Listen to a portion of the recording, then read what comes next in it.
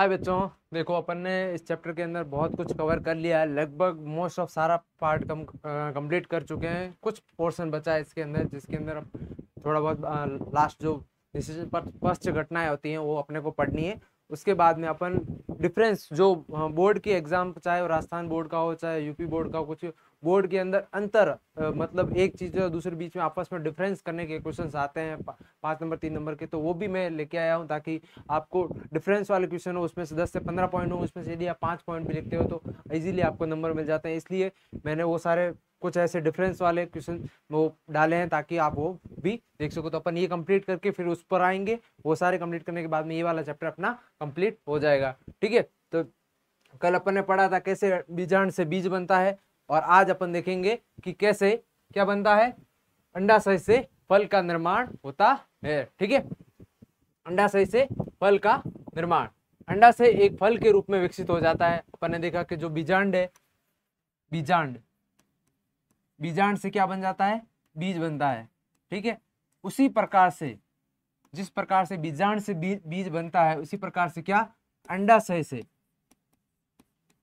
से किसका निर्माण हो जाता है, फल का निर्माण होता है। ठीक है, अर्थात बीजांड से के बीज के रूप में होता है और अंडाशय का किसका रूप में, फल के रूप में साथ साथ में चलता रहता है। और बीजांड से बीज और अंडाशय से फल का फॉर्मेशन होता है। बीजांड की दीवार, जो दीवार है बीजांड है, उसकी जो बाहर की दीवार आवरण है, ये किसका निर्माण करता है। यदि बीजांड खुद है वो फल का निर्माण कर रहा है, उस कंडीशन के अंदर जो बीजांड की बाह्य लेयर है वो किसका निर्माण करेगी, वो करेगी फल भित्ति का। किसका निर्माण करेगी, फल भित्ति का निर्माण करती है। ठीक है, जो फल भित्ति का, जिसको बोलते हैं पेरिकार्प, क्या कहते हैं इसको, इंग्लिश में बोलते हैं पेरिकार्प।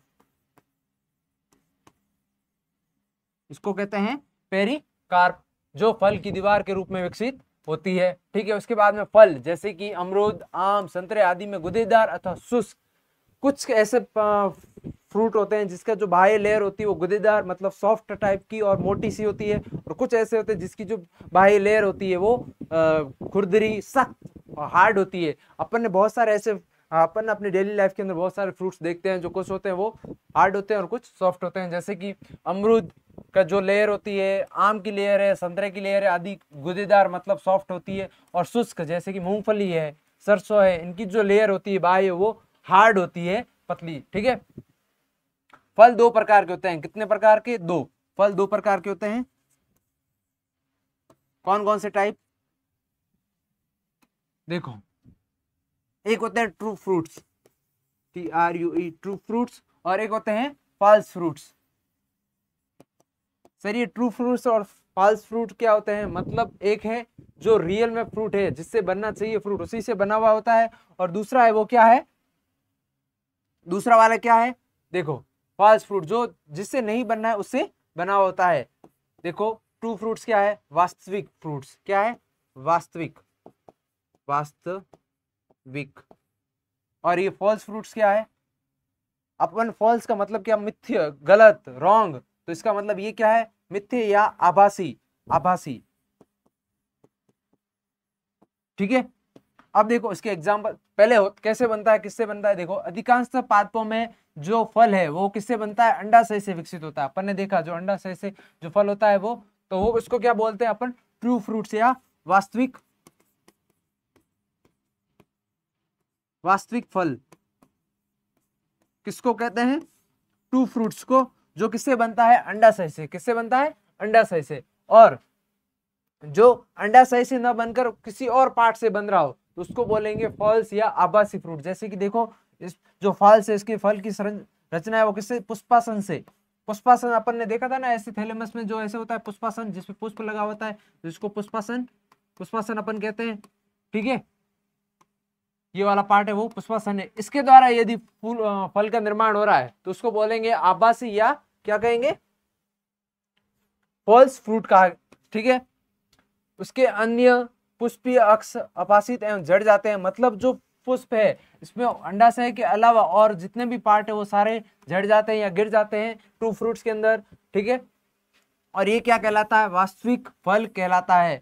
देखो वापस एक बार बता रहा हूं कि जो वास्तविक फ्रूट होता है वो किससे बनता है, अंडाशय से बनता है। ठीक है, उसके जो अदर पार्ट होते हैं बाकी वाले, वो सारे पार्ट क्या करेंगे, वो सारे पार्ट झड़ जाते हैं। ठीक है, और ओनली अंडाशय के द्वारा ही फ्रूट का निर्माण होता है। ठीक है, और जो फॉल्स फ्रूट होता है, जो आभासी है, उसका निर्माण कैसे होता है, उसका निर्माण जो फल की रचना है वो किससे होती है, पुष्पासन से होती है। किससे, पुष्पासन। पुष्पासन अपन ने क्या देखा था, जो ऐसे पुष्प है, ये पुष्प के जो नीचे वाला पार्ट है, ये जिसके ऊपर पुष्प का सारा पार्ट लगा हुआ रहता है, इस पोर्शन को बोलते हैं पुष्पासन। तो ये पुष्पासन है, ये वाला नीचे वाला पार्ट। ठीक है, इसके द्वारा यदि फल का निर्माण हो रहा है तो ये क्या हो जाएगा, आभासी या मिथ्या या फॉल्स फ्रूट कहलाता है। देखो एग्जाम्पल इसके, सेब, रसभरी, अखरोट, काजू आदि जो ये होते हैं, सेब, रसभरी, अखरोट। एनसीईआरटी के अंदर डायग्राम भी दिए हुए हैं इसके, सेब वगैरह के, रसबेरी, अखरोट वगैरह, ये सब क्या कहलाते हैं, किसके एग्जाम्पल है, ये फॉल्स फ्रूट के एग्जाम्पल होते हैं। ठीक है,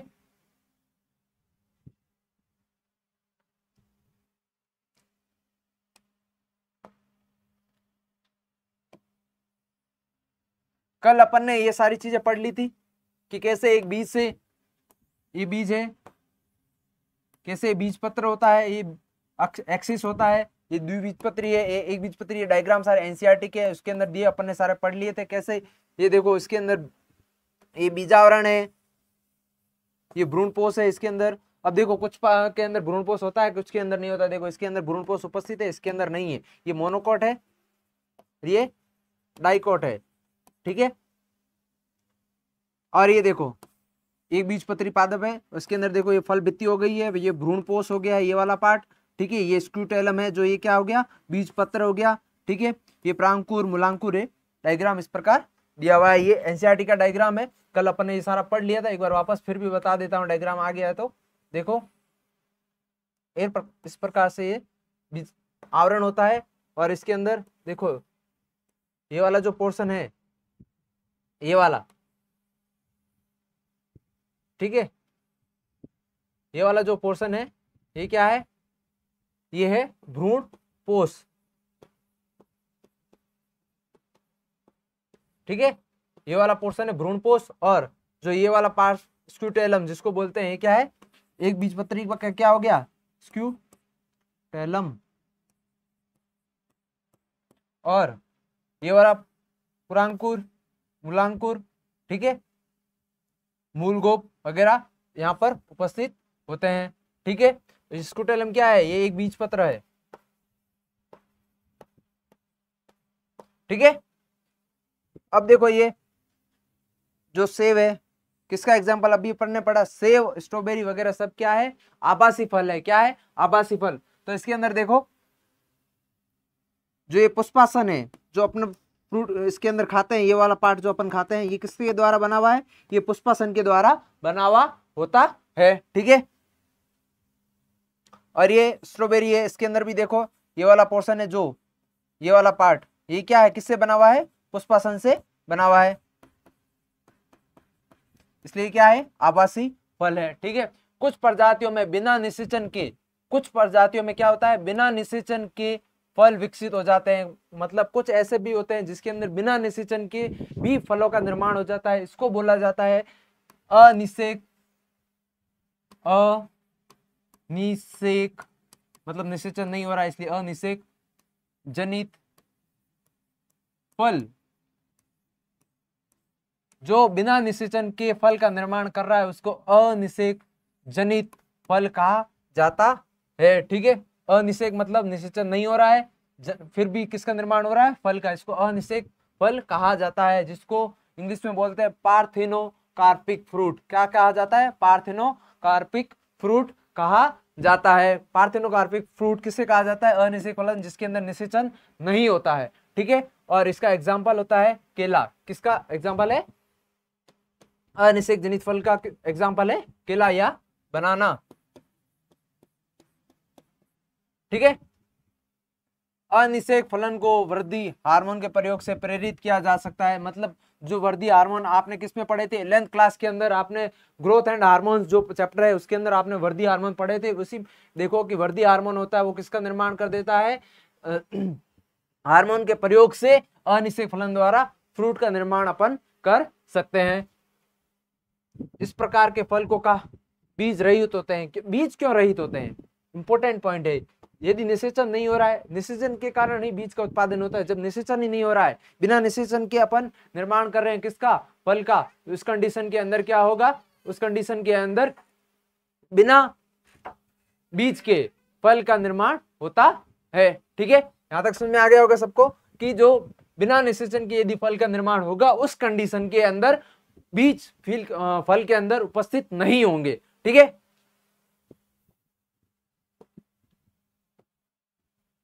फिर आता है असंग जनन या बहुभ्रूणता। बहुत इंपॉर्टेंट वर्ड्स है ये, इतने इंपॉर्टेंट वर्ड है कि इसके अंदर बोर्ड के अंदर डेफिनेशन इसके बारे में पूछ सकते हैं कि ये क्या होता है। ठीक है, 2 नंबर का 100% क्वेश्चन आने के चांसेस इसके रहते हैं, क्योंकि ये इंपॉर्टेंट वर्ड्स है दोनों। ठीक है, असंग जनन, एपोमिक्सिस, दोनों वर्ड ध्यान रखना, इंग्लिश और हिंदी दोनों वर्ड्स इंपॉर्टेंट है। असंग जनन किसको बोलते हैं, जिसमें बिना निषेचन के बीज पैदा हो रहा है। आपने देखा तो पहले एक फल था अनिषेक फलन, उसके अंदर बिना निषेचन के ग्रोथ हार्मोन के द्वारा अपन फल का निर्माण कर रहे थे। अब इसके अंदर क्या होता है, देखो बिना निषेचन के बीज पैदा करने, अब उसमें देखो फ्रूट निर्माण कर रहे हैं बिना निषेचन के, यहाँ पे बीज पैदा कर रहे हैं बिना निषेचन के। ध्यान करना, वर्ड में कंफ्यूज मत होना, बिना निषेचन के क्या कर रहे हैं, बिना निषेचन किसका फॉर्मेशन कर रहे हैं अपन, बीज का, इसको बोलते हैं एपोमिक्सिस। क्या बोलते हैं, एपोमिक्सिस, असंग जनन।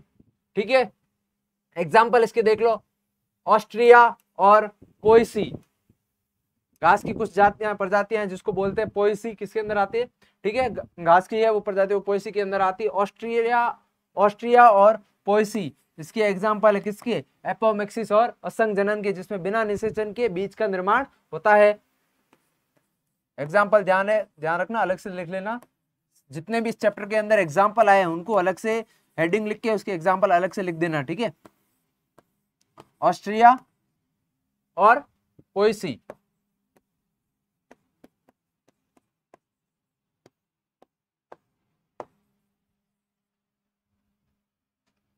इस प्रकार का यह अलैंगिक जनन है। क्यों, क्योंकि इसके अंदर निषेचन नहीं हो रहा है। जब निषेचन नहीं होगा तो उस कंडीशन के अंदर क्या होगा, अलैंगिक जनन है, परंतु क्या कर रहा है, बीज निर्माण कर रहा है, इसलिए ये क्या हो गया, एक लैंगिक जनन जैसा हो गया। तो इसका मतलब है कि ये एक है तो अलैंगिक जनन, परंतु बीज का निर्माण कर रहा है, इसलिए इसको बोला गया है कि लैंगिक जनन का अनुहारक है, मतलब लैंगिक जनन जैसी भी प्रक्रियाएं दिखा रहा है, इसलिए इसको बोला गया है ये एक अलैंगिक प्रकार का जनन है, परंतु किसका अनुहारक है, लैंगिक जनन का अनुहारक है। ठीक है, फिर आता है असंग जन्य बीजों का विकास। कैसे होता है असंग जन्य बीजों का विकास, कुछ प्रजातियों में द्विगुणित अंड कोशिका का निर्माण बिना असूत्री विभाजन के होता है, बिना निषेचन के ही क्या बन जाता है, भ्रूण का विकास हो जाता है। इस कंडीशन के अंदर क्या हुआ, इस कंडीशन के अंदर हो रहा है कि जो 2n कोशिका है, हमें पता है जब अपने को युग्मक बनाना है, नर युग्मक मादा युग्मक बनाना है, असूत्री विभाजन होगा तभी तो nn बनेगा, जब निषेचन होगा तो 2n बनेगा और भ्रूण का निर्माण होगा वो 2n होगा। परंतु यदि यहाँ पे क्या हो रहा है, कुछ ऐसी कोशिकाएं हैं जिनके अंदर असूत्री विभाजन नहीं हो रहा है, जब असूत्री विभाजन नहीं हो रहा है तो क्या हुआ, वो 2n कोशिका है, क्या है 2n कोशिका। अब इस 2n कोशिका में असूत्री विभाजन हुए बिना ही क्या हो गया, जब असूत्री विभाजन नहीं हो रहा है तो उस कंडीशन की जो कोशिका है वो 2n है। अब इसमें बिना, यदि इसके अंदर निषेचन करवा देंगे अपन 2n कोशिका तो 4n हो जाएगा, तो इसलिए 4n ना हो उसके लिए क्या करते हैं अपन, बिना निषेचन के ही इसके अंदर क्या बन जाता है, भ्रूण का विकास हो जाता है। मतलब एक 2n कोशिका थी, उसके अंदर समसूत्री विभाजन हुए और उस प्रकार से यदि भ्रूण का डायरेक्ट निर्माण हो गया, बिना निषेचन के निर्माण हो गया, उसको बोलते हैं असंग जनन कहा जाता है। बहुत प्रजातियां जैसे कि नींबू वंश, जिसको क्या कहते हैं, सिट्रस कहते हैं, आम की किस्में, कुछ नींबू की किस्में, नींबू किसके अंदर आता है, सिट्रस के अंदर आता है, और आम की किस्में में भ्रूणकोष जो अपन ने पढ़ा था, भ्रूणकोष जो पढ़ा था उसके आसपास की जो कोशिकाएं होती है, आसपास की जो कोशिकाएं हैं, जो बीजांड की इकाई कोशिकाएं, वो विभाजित होने लग जाती है और विभाजित होकर क्या करवाती है, भ्रूणकोष के अंदर ही डायरेक्ट भ्रूण का निर्माण कर देती है बिना निषेचन की, क्योंकि उसके अंदर नर युग्मक मादा युग्मक का फॉर्मेशन नहीं होता है और 2n कोशिका ही डायरेक्ट किसका निर्माण कर देती है, भ्रूण का निर्माण कर देती है। ठीक है, यहां तक समझ में आ गया होगा सबको। भ्रूण के रूप में विकास कर लेती है।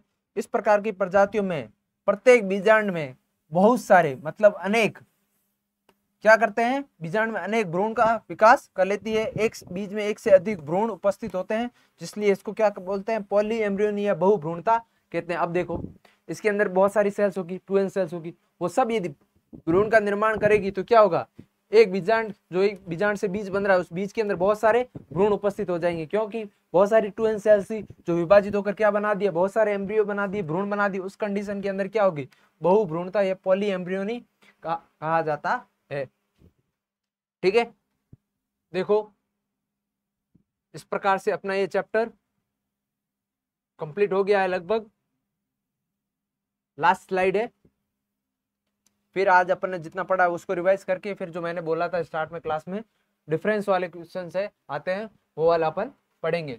संकर बीज उपयोग में देखो इसका क्या इंपॉर्टेंस है वो देखते हैं अपन। यदि संकर किस्म को संग्रहित बीज में बुआई करने के प्राप्त किया गया हो तो उसकी पादप संतति पृथक होगी और वह संकर बीज की विशेषता यथार्थ नहीं हो पाएगा। मतलब कि जो अपन संकर बीज पैदा किया है, ठीक है, यदि संकर बीज अपन ने पैदा कर दिया है जो अपन को क्या अच्छा प्रोडक्शन दे रहा है, उस कंडीशन के अंदर अपन क्या करेंगे, उस बीज है उसको अपन आगे से आगे चेंज नहीं होने देंगे। क्योंकि यदि उसके अंदर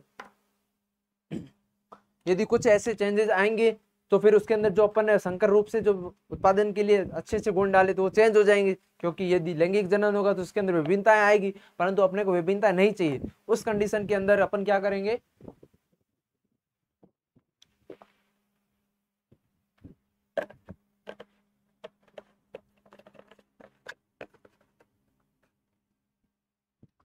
उस कंडीशन के अपन अंदर ये करेंगे कि ये जो संकर प्रजनन है इसके द्वारा यदि अपन बिना निषेचन के यदि अपन प्रोडक्शन करें उस कंडीशन के अंदर विविधता उत्पन्न नहीं होगी, क्योंकि उसके अंदर निषेचन नहीं होगा, अर्थसूत्री विभाजन नहीं होगा। जिस कंडीशन के अंदर यदि अर्थसूत्री विभाजन ना हो तो उस कंडीशन में क्या होगा, उस कंडीशन के अंदर विविधता नहीं आएगी। जो पहले से है जो जनक है उसी के अंदर और उसकी संतति एक समान रहेगी। इस कंडीशन के अंदर जो कोई भी चेंजेस नहीं आएंगे, इसलिए ये एक महत्वपूर्ण प्रोसेस है। क्यों, क्योंकि इसके अंदर कोई भी चेंजेस नहीं आ रहे हैं और जो उसके अंदर विशेषताएं थी पहले से वो यथायथ बनी रहेगी। ठीक है, संकर बीजों का उत्पादन काफी महंगा होता है। अपन को पता है, अपन जो बोरवेल वगैरह होती है, फार्म हाउस वगैरह होती है, उसके अंदर क्या करते हैं कि जो बीज का प्रोडक्ट मतलब अपन बीज बोते हैं वो हाइब्रिड बीज बोते हैं और वो बीज बहुत महंगे आते हैं क्योंकि वो बनाए जाते हैं और जो मार्केट के अंदर जो उसकी प्राइस होती है बहुत ज्यादा होती है। ठीक है, इसलिए अपन क्या करेंगे, किसानों के लिए जो यदि संकर बीजों को खरीदना भी काफी महंगा पड़ता है, इसलिए अपन क्या करेंगे, एक बार लेके आएंगे, फिर उसको यदि इस कंडीशन से यदि वो आगे प्रजनन करे उस कंडीशन के अंदर अपने को सीड भी मिलते जाएंगे, वही सीड अपन बार बार वापस आगे बोते जाएंगे। तो कुछ टाइम तक एक बार जो सीड बोया वो तीन से चार बार उन्हीं को वापस अपन यूज कर सकेंगे। ठीक है, यदि एक संकर बीज असंग जनक से तैयार की जाती है तो संकर संतति में कोई भी पृथक नहीं होगा। क्यों नहीं होगा, क्योंकि उसके अंदर क्या नहीं हो रहा है, निषेचन, अर्थसूत्री विभाजन,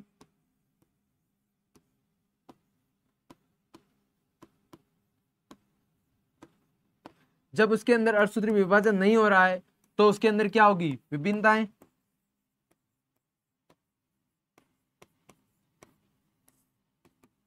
विभिन्नताएं नहीं आएगी, सिर्फ समसूत्र विभाजन होगा। जो मतलब अपन अलैंगिक जनन के अंदर देखते हैं ना कि जैसे एक संतति से जो जनक है उसे संतति से डायरेक्ट दो संतति का निर्माण हो जाता है, परंतु उसके अंदर कोई चेंजेस नहीं आते क्योंकि उसके अंदर समसूत्री विभाजन होता है। ठीक इसी प्रकार से इसके अंदर भी क्या होगा, कोई भी चेंजेस नहीं आएंगे। ठीक है, विशेषताएं नहीं होती है। इसके बाद किसान प्रतिवर्ष फसल दर फसल संकर बीजों का उपयोग जारी रख सकते हैं, उसे प्रतिवर्ष संकर बीजों को खरीदने की जरूरत नहीं पड़ती है। ये चीज मैंने आपको एक्सप्लेन कर दी है। देखो आज जो पढ़ा वो अपन एक बार देख लेते हैं। देखो अपन ने देखा कि अंडाशय से कैसे फल का निर्माण होता है। जो अंडा से भित्ति होती है वो किसका निर्माण कर देती है, अंडा से भित्ति होती है वो फल भित्ति का निर्माण कर देती है। ठीक है, और फल दो प्रकार के होते हैं, वास्तविक और फॉल्स, मतलब ट्रू और फॉल्स। देखो उसके अंदर अपन ने एग्जांपल देखा कि जो वास्तविक होते हैं वो जो नॉर्मल जो अंडाशय से बनते हैं वो क्या होते हैं, वास्तविक होते हैं, और जो फॉल्स फ्रूट है वो किससे बनते हैं, पुष्पासन से बनते हैं। ठीक है, और इसके एग्जांपल है सेब, रसभरी, अखरोट, काजू आदि, और ये किससे बनते हैं, पुष्पासन से बनते हैं। ठीक है, उसके बाद में अपन ने देखा कुछ ऐसे भी हैं जिसके अंदर बिना निषेचन के भी फल का निर्माण होता है, जिसको क्या बोलते हैं, अनिषेक फलन बोलते हैं, पार्थेनोकार्पिक फ्रूट होता है, और इसका एग्जाम्पल है केला। ठीक है, और इसको कैसे वृद्धि हार्मोन के प्रयोग के द्वारा बनाया जाता है। ठीक है, उसके बाद में अपन ने पढ़ा एपोमिक्सिस। एपोमिक्सिस क्या होता है, जिसमें बीज पैदा हो रहा है। ठीक है, इस प्रक्रिया को, और ये किसके अंदर पाया जाता है, किसके अंदर पाया जाता है, ऑस्ट्रिया और पोएसी के अंदर। अब इसके अंदर अलैंगिक जनन ही है, परंतु ये किसका अनुसरण कर रहा है, लैंगिक जनन का। अब देखते हैं अनुसंग बीज का कैसे डेवलपमेंट होता है। कुछ प्रजातियों में क्या होता है, अंडाशय की जो सेल्स होती है वो बिना सूत्री विभाजन के, क्या बिना निषेचन के ही भ्रूण का निर्माण कर लेती है। ठीक है, एग्जाम्पल में जो नींबू का वंश है, सिट्रस और आम की कुछ किस्में हैं इसके अंदर अपने को देखने को मिलती है, और इसकी जो सेल्स होती है वो जो भ्रूणकोश होता है उसकी जो सेल्स होती है, 2n सेल्स होती है, वो विभाजन करके बहुत सारे भ्रूण का निर्माण कर देते हैं। इसलिए उसके अंदर जो बीज है उसके अंदर बहुत सारे एम्ब्रियो पाया जाता है, इसलिए इसको बहुभ्रूणता कहते हैं। ठीक है, उसके बाद में जो संकर बीज होते हैं वो कैसे निर्माण होते हैं, और उसके अंदर कोई विभिन्नता नहीं आती, इसलिए इसको आगे दर दर किसान बो सकते हैं, ताकि उनको हाइब्रिड बीज है वो बार बार खरीदने की जरूरत नहीं पड़ती है। ठीक है, इस प्रकार से अपना ये चैप्टर कंप्लीट हो जाता है। फिर अपन आगे देखेंगे कि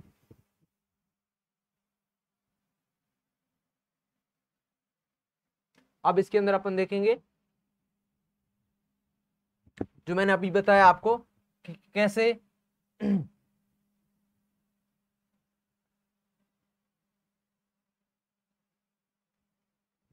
देखो बोर्ड के अंदर क्या होता है कि कुछ क्वेश्चंस ऐसे आते हैं, एक्सप्लेन वाले आते हैं कुछ, परंतु कुछ क्वेश्चन ऐसे भी आते हैं जिसमें अंतर स्पष्ट कीजिए। और मान दो यदि अंतर स्पष्ट का 3 नंबर का क्वेश्चन है, यदि 3 नंबर का क्वेश्चन है तो कम से कम आप 4 या 5 पॉइंट लिखिए।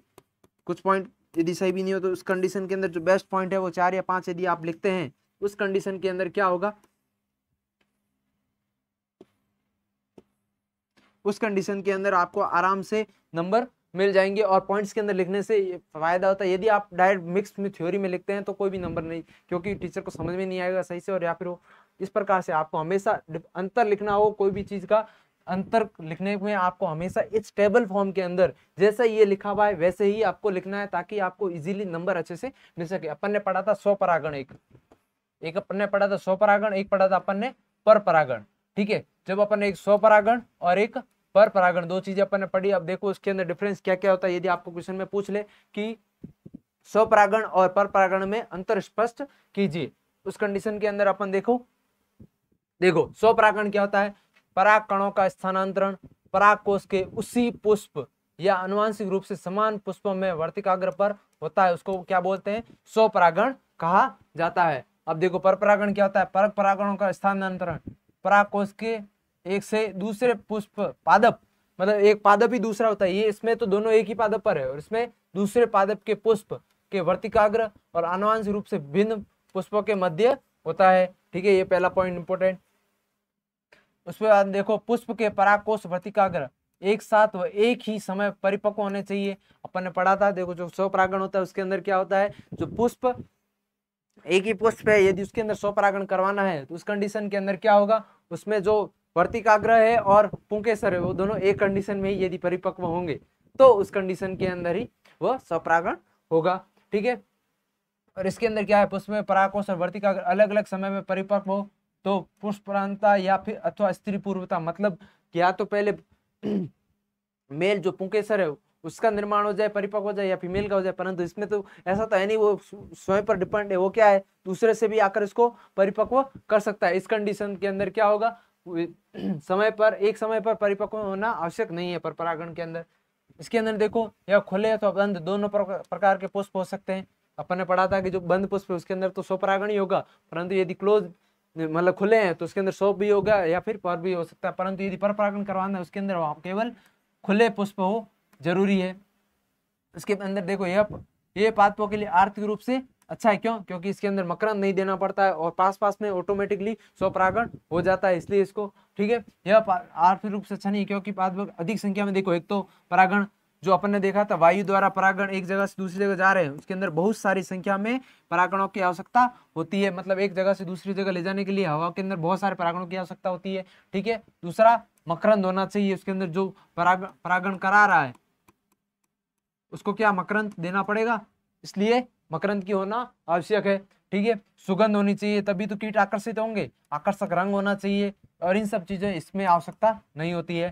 ठीक है, इसमें देखो बाह्य कारक एजेंट जो परागण करवाने वाले होते हैं, कीट, वायु वगैरह, पानी वगैरह, इसकी आवश्यकता इसमें नहीं होती। इसमें बाह्य कारकों पर निर्भर करता है। ये शुद्ध जाति को उत्पन्न करता है। मतलब इसके अंदर क्या होगा, सेम का सेम के अंदर जा रहा है, इसका मतलब कोई बाह्य डिफरेंस नहीं आएंगे, इसलिए शुद्ध जाति का उत्पादन करता है, क्योंकि इसमें आनुवांशिक पुनर्गठन नहीं होता है, मतलब बाह्य चीजें नहीं आती है, इसके लिए आनुवांशिक चेंजेस नहीं आते। इसमें आनुवांशिक भिन्नताएं आती क्योंकि अलग अलग पादप के द्वारा परागकण और वर्तिकाग्र से अंडा से में जो बनता है वो अलग अलग पादप का होता है।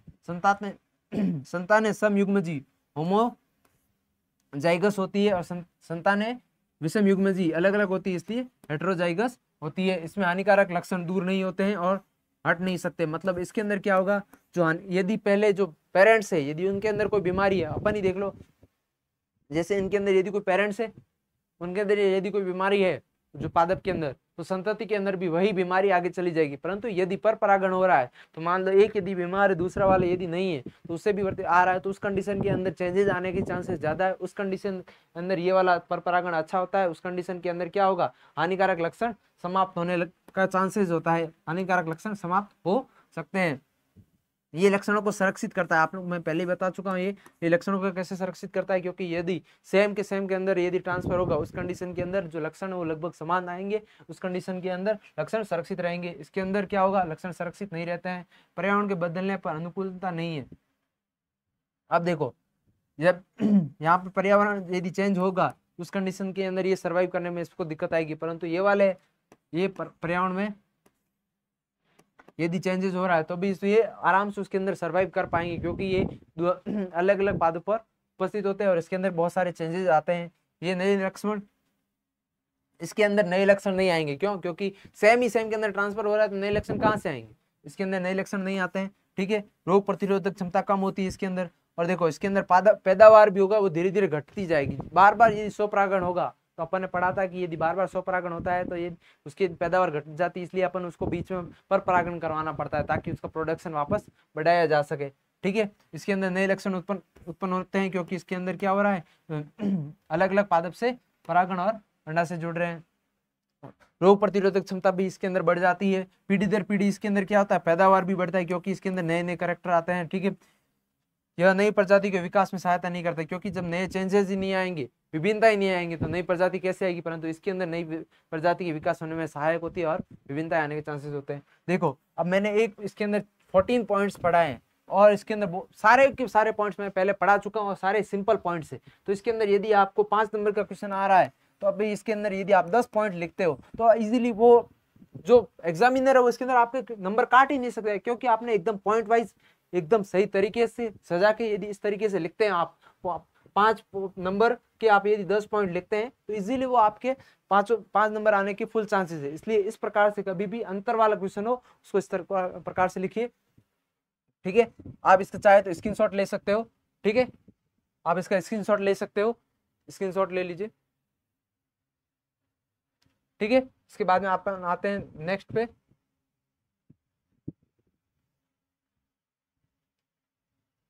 नेक्स्ट में देखो किस किस के बीच में डिफरेंस है।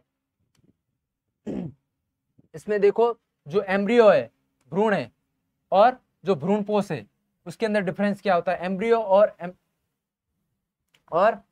भ्रूणपोष जो मतलब जो एंडोस्पर्म है। अब एम्ब्रियो तो क्या है, किससे बनता है, एग सेल से, और भ्रूणपोष किससे बनता है, जो केंद्रीय की सेल्स होती है उससे। ये होता है 3n और ये होता है 2n। सबसे पहले डिफरेंस तो यही हो गया। ठीक है, यह निषेचन अंड से बनता है। अपन ने देखा था ना, ये ऐसे होता है, यहाँ निषेचन, ये अंड कोशिका होती है बीच में, और ये सहायक कोशिका होती है, जो एक आता है यहाँ पे बनता है, और एक होता है ये यहाँ पे 2 होती है, यहाँ पर बनता है। तो ये क्या है, ये है भ्रूणपोष, भ्रूणपोष। और ये वाला जो पोर्शन है ये क्या है, अंड कोशिका से द्वारा बना हुआ युग्मनज, जो आगे जाकर किसका निर्माण करता है, भ्रूण का निर्माण करता है। ठीक है, ये वाला चीज हो गई डिफरेंस। ये हमेशा द्विगुणित होता है, अपने को पता है। यहाँ पे एक एन कोशिका थी, अंड कोशिका, और एक जो नर युग्मक आए थे, दोनों मिलकर किसका निर्माण करे, 2n जाइगोट का निर्माण किया। तो ये और ये सामान्यतः क्या होती है, त्रिगुणित होती है। अपने को पता था 2 अंदर होते हैं और एक और आता है नर युग्मक। इस प्रकार से क्या हो गया, ये 3n का निर्माण करता है। उसके बाद नए पौधे। अब ये देखो, जो एम्ब्रियो है, भ्रूण है, वो क्या करेगा, नए नए पौधे का निर्माण किससे होता है, इसी से तो होता है, क्योंकि इससे बीज बनेगा। ये क्या करता है, पोषण प्रदान करता है। जो नया बनता है उसको पोषण प्रदान करता है। भ्रूणपोष की अनुपस्थिति में भ्रूण मर सकता है, क्योंकि देखो, यदि भ्रूण है जो एकदम छोटा बच्चा है, यदि उसको पोषण नहीं मिलेगा, उस कंडीशन के अंदर क्या होगा, वो मरेगा ही। ठीक है, परंतु यदि, अब देखो, सीधी सी बात है कि जब खाने वाला है, वाले को खाना नहीं मिल रहा है तो वो मरेगा। परंतु जो खाना है, भ्रूणपोष तो क्या है, एक प्रकार से खाना ही है। अब जो खाने वाला नहीं होगा, उस कंडीशन में खाना कहां से मरेगा, तो ये भ्रूणपोष नहीं मरता है। ठीक है, इसमें बीज पत्र, मूलांकुर एवं प्रांकुर बनते हैं। इसके अंदर देखो, जो ऐसे है, ये वाला पोर्शन, तो ये क्या हो गया, प्रांकुर, मूलांकुर,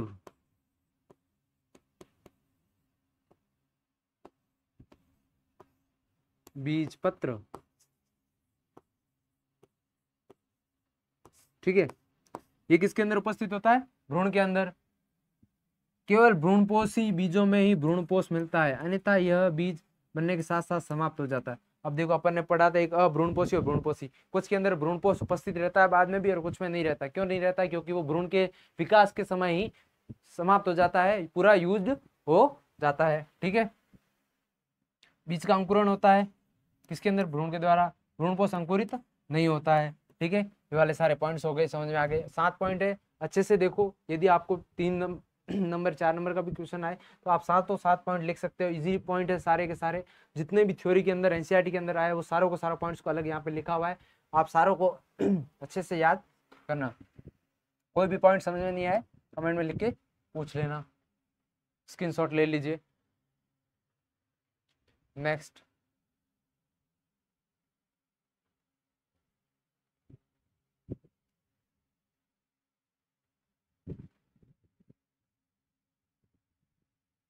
दिख तो रहा है।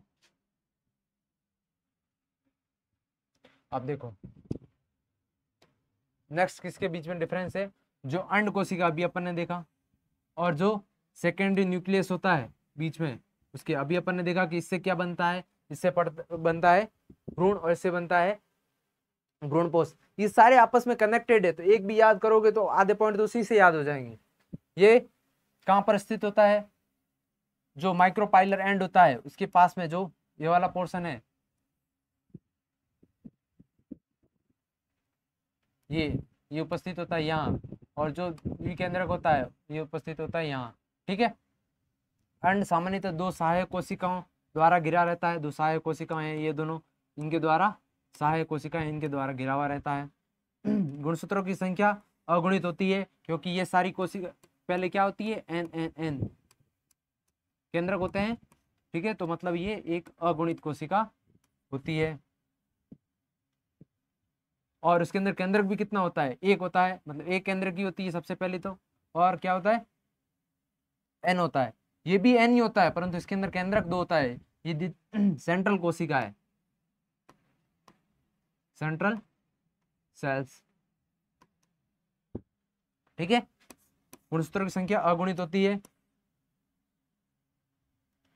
यह एक नर युग्मक मेल गैमेट के साथ संलयन होकर क्या बनाता है, डिप्लॉइड बनाता है। अब इसके अंदर देखो, भ्रूणकोश मध्य में स्थित होता है, भ्रूणकोश कहाँ, और ये इसमें ऐसा नहीं है। किसके अंदर देखो, सहायक कोशिकाएं ऐसी जुड़ी हुई नहीं होती, इसमें दो केंद्रक होते हैं, दोनों अलग अलग होते हैं, तो एन एन होगा। और जब ये साथ में जुड़ जाएंगे तब ये केंद्रों का क्या हो जाएगा, फ्यूजन। अब देखो, यदि आपको बोले कि जो सेंट्रल कोशिका है, तो वो तो क्या होगी, n+n, और जब ये नर युग्मक साथ में जुड़ जाता है तब ये तीनों केंद्रक आपस में साथ में जुड़ जाते हैं और बना देते क्या 3n। ठीक है, प्राथमिक भ्रूणपोष केंद्रक बन जाता है जब ये 3n कंडीशन में आ जाता है। मतलब पहले क्या होता है, जो दो कोशिका है वो क्या होती है, उसके अंदर जो केंद्रक होते हैं वो n होते हैं अलग अलग। बाद में ये दोनों फ्यूजन हो जाएंगे और एक नर युग्मक भी आएगा, वो भी फ्यूजन हो जाएगा। उस कंडीशन के अंदर ये क्या बन जाएगा 3n कंडीशन हो जाती है, 3n केंद्रक बन जाता है। ठीक है, स्क्रीनशॉट ले लीजिए। नेक्स्ट,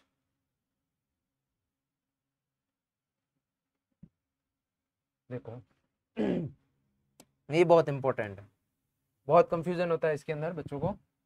मेल गेमेटोफाइट और फीमेल गेमेटोफाइट अपन ने पढ़ा, पहले मेल गेमेटोफाइट पढ़ा था, फीमेल गेमेटोफाइट, अब उसके अंदर अपन डिफरेंस देखेंगे। देखो मेल गेमेटोफाइट किससे बनता है, इसका परिवर्तन किससे होता है, लघु बीजाणु से। किससे, लघु बीजाणु या फिर परागकण के द्वारा इसका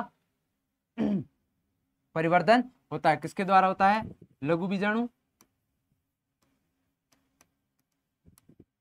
या फिर किससे, परागकण, दोनों एक ही चीज है। ठीक है, स्थायी रूप से लघु बीजाणु धन में स्थायी रूप से नहीं रहता है। क्यों, क्योंकि इसके अंदर ये लघु बीजाणु दान के अंदर बनता है, उसके बाद में ये बाहर निकल जाते हैं, मतलब स्थायी रूप से वहां पे नहीं रहते हैं। ठीक है, इसलिए बोला गया ये स्थायी रूप से वहां नहीं होते, अस्थायी रूप से वहां बनते हैं, फिर वहां से आगे स्फुटन के द्वारा बाहर निकल जाते हैं। ठीक है, इसका परिवर्तन कहाँ होता है, गुरु बीजाणु से होता है। किसके द्वारा होता है, गुरु बीजाणु के द्वारा इसका परिवर्तन होता है। ठीक है, यह स्थायी रूप से किसके अंदर, गुरु बीजाणु धानी में धसे रहते हैं, मतलब जो गुरु बीजाणु धानी होती है उसी के अंदर ये स्थायी रूप से इधर ही बने हुए रहते हैं, यहाँ से कहीं और नहीं जाते हैं। ठीक है, पराग नलिका के बनने के कारण नर युग्मक परागकण से कहाँ चले जाते हैं, नर युग्मक आगे चले जाते हैं किसमें, वर्तिका की सहायता से किसमें चले जाते हैं, इसके अंडाशय के अंदर चले जाते हैं। मादा युग्मक हमेशा गुरु बीजाणु के अंदर ही रहते हैं। मैंने बोला कि यहाँ पर ही रहते हैं। परागकण होते हैं जो नर युग्मक है वो यहाँ आते हैं इनके पास में। इनकी वृद्धि की दो अवस्थाएं होती है। देखो जो इसकी वृद्धि होती है नर युग्मक की वो क्या होती है, एक तो जब वो परागकण बन रहा है तब, और एक जब परागण हो गया, परागण मतलब स्टेमन है उससे वो किस पर चला गया, वर्तिकाग्र पर चला गया। उसकी दो कंडीशन, एक तो पहले का और एक बाद का। ठीक है, और इसकी वृद्धि एक ही अवस्था के अंदर यहाँ पर चलती, क्योंकि यहाँ से कहीं नहीं जाता। परिपूर्ण अवस्था में इसमें क्या होती है, 7 कोशिकाएं होती है और 8 न्यूक्लियस होते हैं। 7 कोशिकाएं और 8 न्यूक्लियस होती है। इस परिपूर्ण अवस्था में कितनी होती है कोशिकाएं, 3 कोशिका होती है। एक कायिक कोशिका होती है, दूसरी जननी कोशिका होती है। जननी कोशिका से 2 नर युग्मक बनते हैं, इसलिए टोटल इसके अंदर कितनी होती है, 3 कोशिकाएं होती है। निषेचन के बाद में ये नष्ट हो जाता है।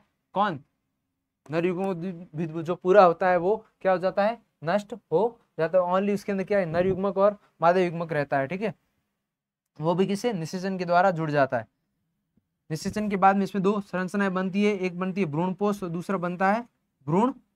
ठीक है, भ्रूणपोष होता है वो क्या करता है, भ्रूण को पोषण प्रदान करता है। मतलब निषेचन के बाद में कौन कौन सी 2 संरचनाएं बनती है, भ्रूणपोष और भ्रूण, और ये निषेचन के बाद में समाप्त हो जाता है, नष्ट हो जाता है। ठीक है, स्क्रीनशॉट ले लीजिए।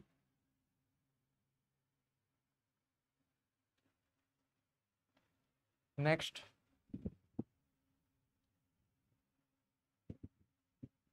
ये देखो ये भी इंपॉर्टेंट है, अलग अलग जगह पे दे रखा है, परंतु आपको यहाँ पे मैं एक साथ में सब चीजें दिखा देता हूँ। जैसे जो जाइगोट है, युग्म, या जिसको हिंदी में बोलते हैं, इंग्लिश में जाइगोट बोलते हैं, वो क्या होता है, 2n होता है।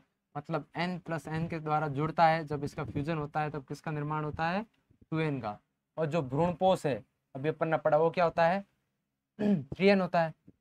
अब देखो कि बीच में ये वाला देखो कि ये एम्ब्रियो है, ये क्या होता है, ये जाइगोट से ही तो बनता है।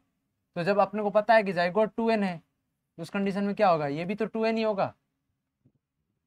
फिर मूलांकुर, अपने को पता है जो मूलांकुर है वो भ्रूण आगे जाकर ही मूलांकुर बन रहा है, तो ये भी 2n ही होगा। परांकुर है, ये भी किससे, भ्रूण से ही आगे बन रहा है, ये भी 2n ही होगा। बीज पत्र है, ये भी किसके द्वारा, इसी के द्वारा बन रहा है, ये भी 2n ही होगा। जो अब न्यूसिलस है, अपने को पता है जो न्यूक्लियस बीजांड का है वो क्या होता है, उसके अंदर बीज की जो सेल्स होती है अभी उसका विभाजन नहीं हुआ है, जो न्यूक्लियस के आगे जाकर बीजांड बनेगा, इसलिए क्या होता है गुरु बीजाणु बनेगा, इसलिए ये तो 2n सेल ही होगी, तो न्यूक्लियस है वो बीजांड का है वो क्या होगी 2n होगी। फिर आवरण है अध्यावरण वो भी 2n सेल ही होगा। फिर उसके अंदर लघु बीजाणु मात्र कोशिका है, इसके अंदर मियोसिस होगा, इसका मतलब ये तो खुद तो 2n होगी तभी तो इसके अंदर असूत्री विभाजन होगा। गुरु बीजाणु है ये भी 2n से n बनाते हैं इसलिए ये भी 2n होगी। फिर अंडाशय जो ओवेरी भित्ति है ये भी 2n ही होगी। फिर आता है अंडप कार्पल्स जो लेयर होती है वो भी क्या होगी 2n ही होगी। बाह्य दल दल वगैरह ये सभी 2n होंगे जो फ्रूट। फिर पुकेसर ये भी 2n होगा, पत्ती वगैरह ये भी 2n होगी, ये सब। अब देखो n क्या होता है, ओनली नर युग्मक और मादा युग्मक होता है वो होते हैं n, और जो भ्रूणपोष होता है वो होता है 3n, बाकी सब n कंडीशन में होती है। ये एग्जाम्पल के रूप में मैं आपको समझा दिया है, ठीक है।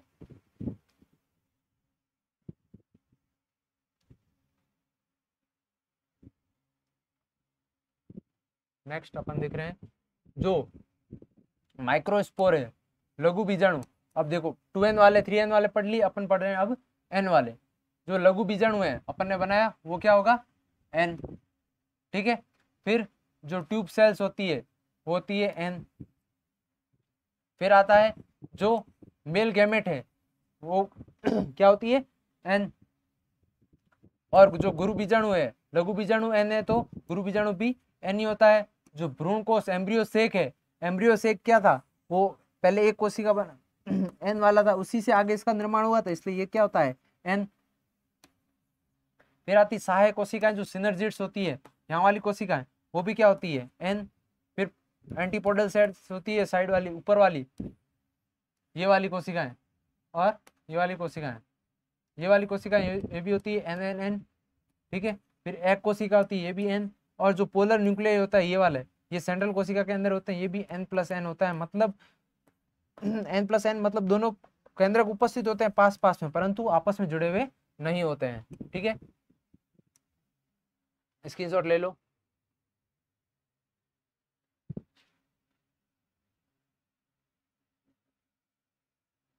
अब देखो कि परागण में और निषेचन में क्या डिफरेंस है। परागण क्या होता है, एक पुष्प के पराग कोष से उसी जाति के पुष्प अथवा किसी दूसरे पुष्प के वर्तिकाग्र पर पहुंचते इस प्रक्रिया को क्या कहते हैं, ये आपकी एक डेफिनेशन होगी परागण की। अब देखो निषेचन क्या है, बीजांड में स्थित भ्रूण कोष जो एम्ब्रियो सेक है में उसके अंदर क्या होती है अंड कोशिका होती है तथा नर युग्मक के सलियन को क्या बोलते हैं फर्टिलाइजेशन बोलते हैं। फर्टिलाइजेशन क्या होगा, जो एम्ब्रियो सेक है उसके अंदर जो एग है एग कोशिका उसके अंदर जो न्यूक्लियस है वो और जो नर युग्मक है वो दोनों आपस में जब संलयन होता है उसको बोलते हैं फर्टिलाइजेशन।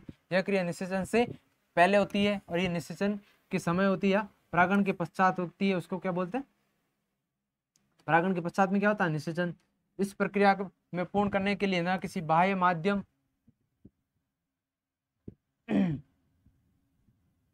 देखो परागण के अंदर किसी बाह्य का एक स्थान से दूसरे ले जाने के लिए बाह्य माध्यम की आवश्यकता होती है, ठीक है। इस प्रक्रिया में किसी न किसी बाह्य माध्यम जैसे कि कीट पानी वायु आदि की आवश्यकता होती है सॉरी। इस प्रक्रिया के अंदर कोई बाह्य माध्यम की आवश्यकता नहीं होती क्योंकि निषेचन के अंदर क्या हो रहा है परागण आ गए हैं पास में, अब तो नर युग्मक और मादा युग्मक पास में तब उसका संलयन होगा उसको क्या बोलेंगे निषेचन। इसके अंदर बाह्य माध्यम की आवश्यकता नहीं है, परागण के अंदर होती है। पराग नली नहीं बनती है, जब पराग नली तो बाद में जब निषेचन के लिए होगा तो उससे जस्ट पहले पराग नली निर्माण होगी जो नर युग्मकों को किसके पास में अंड कोशिका के पास में पहुंचाता है। इस क्रिया में पुष्प के बाह्य भागों का संपन्न होती है, अतः ये एक बाह्य क्रिया है और ये अंदर होती है इसलिए ये एक अंत क्रिया है, ठीक है। यहाँ तक समझ में आ गया होगा सबको। स्क्रीनशॉट लेना चाहो तो ले सकते हो।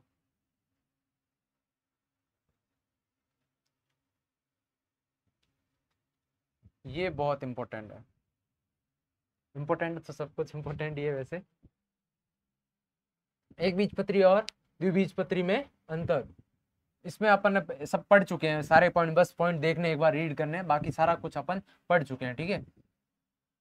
इसके अंदर देखो एक बीजपत्र होता है, इसमें दो बीजपत्र होते हैं। यह प्राय पतला होता है, ये मोटे मोटे होते हैं ऐसे मोटे मोटे। इसमें अपन ने पढ़ा तो भ्रूणपोष होता है, वो मैंने बताया था कि जो एक बीजपत्री उसमें ज्यादातर सामान्यतः भ्रूणपोष होता है और इसके अंदर भ्रूणपोष नहीं होता है। कुछ कुछ ऐसे होते हैं जिसके अंदर भ्रूणपोष उपस्थित भी हो सकता है। ठीक है, इसके अंदर बीज पत्र को क्या बोलते हैं, स्कूटलम कहते हैं। इसके अंदर ऐसा कुछ नहीं है। इसके अंदर जो है बीच में प्रांकुर, प्रांकुर चौल तथा मूलांकुर, मूलांकुर चौल उपस्थित रहता है। इसके अंदर प्रांकुर, मूलांकुर चौल नहीं पाए जाते हैं। इसके अंदर देखो इंपॉर्टेंट पॉइंट है कि जो इसके अंदर चौल है, प्रांकुर चौल और मूलांकुर चौल, इसके अंदर डाइकोट के अंदर नहीं पाए जाते हैं। प्रांकुर और मूलांकुर पाए जाते हैं। देखो इसके अंदर प्रांकुर पार्श्व में तथा एक बीज पत्र अग्रस्त होता है। इसके अंदर प्रांकुर अग्रस्त और बीज पत्र पार्श्व में होता है। ये इंपॉर्टेंट पॉइंट है। जो प्रांकुर है वो पार्श्व मतलब साइड में होता है और बीज पत्र है वो अग्रसर होता है, टर्मिनल साइड में होता है। परंतु इसके अंदर जो प्रांकुर है वो अग्रसर होता है, बीज पत्र पार्श्व में होता है। ये और यदि पॉइंट आप नहीं मतलब ज्यादा कंफ्यूज कर रहा है तो आप इसको छोड़ सकते हो। यही है बस, जो आपने डायग्राम देखा तो उसमें देखो कि जो प्रांकुर है वो लेटरल साइड में और बीज पत्र होता है वो क्या होता है, टर्मिनल साइड में, अग्रसर साइड में ऐसे होता है, ऊपर वाली साइड में होता है और ये ऐसे होता है। और उसमें होता है वो पार्श्व साइड में, बीज पत्र होता है वो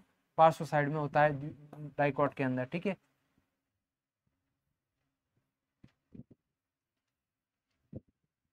फिर इसके अंदर मूलांकुर कुछ समय के बाद में समाप्त हो जाता है तथा उसके स्थान पर उपस्थानिक जड़ों का निर्माण हो जाती है जो विभिन्न भागों से निकलती है। और इसके अंदर जो मूलांकुर वृद्धि होती है एक फिक्स जगह से होती है जिसको प्राथमिक रूट कहते हैं, जिसके बाद में वो द्वितीयक रूट और तृतीयक रूट के अंदर विभेदित होती है। कुछ बीजों में बीज पत्र और बीज चौल संगलित हो जाते हैं जैसे कि गेहूं के अंदर, और इनके अंदर बीजों में ऐसा नहीं मिलता है। ठीक है, स्क्रीनशॉट लेना चाहते, पॉइंट्स मतलब समझा रखे हैं सब कुछ, बस आपको एक एक बार रीड करने हैं, आपके इससे सारे क्वेश्चंस हो जाएंगे। अब ये देखो एक डायग्राम डाला है मैंने, इंग्लिश में है बट हिंदी में मैं पूरा समझा दूंगा, बस आपको समझना है। ठीक है, देखो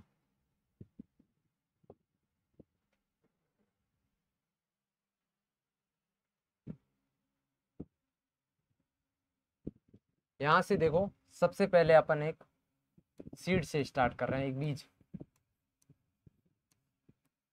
ठीक है, अब ये बीज से अपन ने इसको बीज को बोया तो इससे क्या बना, एक प्लांट बना। अब इस प्लांट के अंदर क्या है, फूल आए, फूल पुष्प। ठीक है, अब इस पुष्प के अंदर क्या होंगे, पुंकेसर होंगे और स्त्री केसर होंगे। ठीक है, जो ये पुंकेसर है इसके अंदर क्या होगा, परागकोश होगा। और इस परागकोश का डायग्राम अपन ने देख रखा है। इसके अंदर क्या होता है, ये लघु बीजाणुधानी होती है। ठीक है, इस लघु बीजाणुधानी के अंदर क्या होंगे, परागकण भरे हुए रहेंगे। ठीक है, इस पराग लघु बीजाणुधानी से क्या बनेंगे, परागकण, और ये परागकण बाहर निकलेंगे। और इसके अंदर स्त्री केसर, स्त्री केसर के अंदर क्या बन रहा है, लघु बीजाणु गुरु बीजाणुधानी है। इसके अंदर क्या बनेगा, उसी प्रकार से जैसे इसके अंदर क्या बनेगा, नर युग्मक बनेगा, उसी प्रकार से इसके अंदर मादा युग्मक बनेगा। ये वाले जो ऊपर वाला पोर्शन है, कहाँ तक, परागकण बनने से पहले का, ये सारा का सारा 2n होगा। और जब परागकण बन गए मतलब नर और मादा युग्मक हो गया, मियोसिस अर्धसूत्री विभाजन हो गया इसके बाद में, तो ये सारे होंगे n। ठीक है, यहाँ तक समझ में आ गया कि मतलब एक पुष्प के अंदर क्या होता है, पुंकेसर और स्त्री केसर होता है। उसके अंदर देखो लघु बीजाणुधानी और गुरु बीजाणुधानी बनते हैं। उससे क्या बनेगा, अब नर युग्मकोद्भिद और मादा युग्मकोद्भिद बनता है। ठीक है, फिर देखो अब इसके अंदर आगे क्या हो रहा है, जो परागकण बना है यहाँ पर, अब ये चार टेट्राड है, मतलब 4 परागकण बने हुए, इन चारों में से एक परागकण अलग हो गया। इसका परागकण का डायग्राम देख लो। ठीक है, यहाँ पर भी क्या हो रहा है, 4 मेगा स्पोर बने, मेगा स्पोर मतलब 4 गुरु बीजाणु बने। अब चारों में से 3 तो डिस्ट्रॉय हो जाएंगे, खत्म हो जाएंगे, पीछे बचेगा एक। ठीक है, और इसके अंदर भी क्या है, ये परागकण है। इस परागकण के अंदर क्या देखो, एक कायिक कोशिका और एक जन्नी कोशिका है। अब इस कायिक कोशिका में देखो, और ये जन्नी कोशिका, जो कायिक कोशिका है उसके द्वारा किसका निर्माण हो रहा है, अभी परागकण आगे अंकुरित हो रहा है। और इसके अंदर देखो जो कायिक कोशिका है उसके अंदर पराग नलिका का निर्माण हो गया है, पराग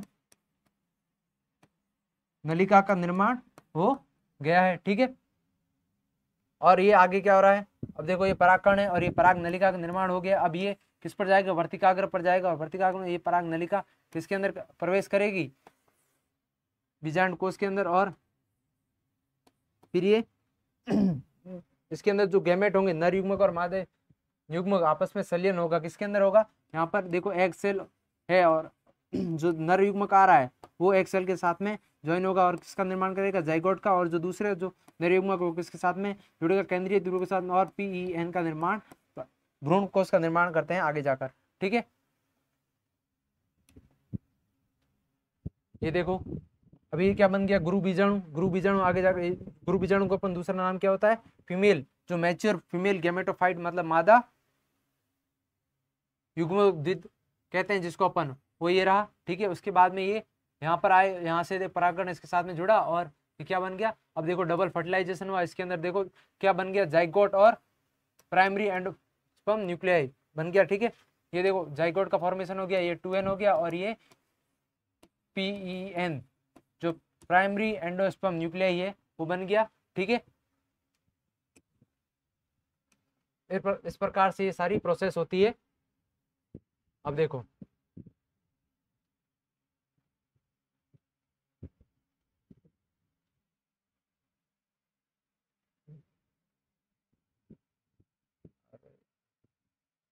ये पादप है एंथर, इससे ये प्रोसेस सारी हुई, ये 2N नहीं, और ये आगे जाकर क्या N होते हुए फिर वापस यहाँ पे जाइगोट का हुआ, इससे अब एम्ब्रियो का फॉर्मेशन होगा, एम्ब्रियो से वापस किससे बनाएगा, सीड बनेगी। इस प्रकार से ये सारा प्रोसेस चलता रहता है। ये पूरा क्या क्या हो गया, इसका लाइफ साइकिल हो गया है। ठीक है, ये वाला डायग्राम देखो, इंग्लिश में है बट पूरा हिंदी में मैंने समझा दिया है, और सारी चीजें आपको इंग्लिश और हिंदी में दोनों में बता रखी, इसलिए मैंने वाला डायग्राम देखा ताकि देखो पूरा चैप्टर है, ये पूरा पूरा चैप्टर इस एक चीज के अंदर, एक पेज के अंदर कवर हो रहा है। ठीक है, कैसे एक पादप से पराग नर युग्मोद्भिद मादा युग्मोद्भिद बनता है, फिर आपस में संलयन होता है, डबल फर्टिलाइजेशन होता है, जाइगोट बनता है और एम्ब्रियो बनता है, उससे वापस सीड बनता है, और आगे से ये प्रोसेस चलता रहता है। ठीक है, इस प्रकार से अपना ये सारा चैप्टर है वो कंप्लीट होता है। अपन इसकी क्वेश्चन भी करेंगे आगे, और इसके बाद में अब इस चैप्टर के बाद में अपन आगे वाला चैप्टर स्टार्ट करेंगे। ठीक है,